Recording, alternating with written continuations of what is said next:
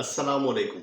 रमज़ान मुबारक 2025 का चाँद कब नज़र आएगा, तो इसके बारे में थोड़ी-सी ये इन्फॉर्मेशन आपको दे देते हैं कि 28 फरवरी जुम्मतुल मुबारक को चाँद की पैदाइश होगी बुर्ज हौत में, और ये किरान होगा शम्स और कमर का, जो कि 9.40 दर्जा पर है। और जब ये किरान होगा सुबह 5:44 पर, तो इसके बाद कम से कम 18 घंटे चाहिए होते हैं इसको तलु होने में, यानी कि ये पैदाइश इसकी सुबह हो जाएगी, लेकिन इसका तलु जो है वो फिर 18 घंटे के बाद जाहिर होता है। लिहाजा 28 फरवरी जुम्मतुल मुबारक को चांद नजर आना रमजान मुबारक का बहुत मुश्किल है, और फिर हफ्ते के रोज ये चांद वाज़ेह होगा।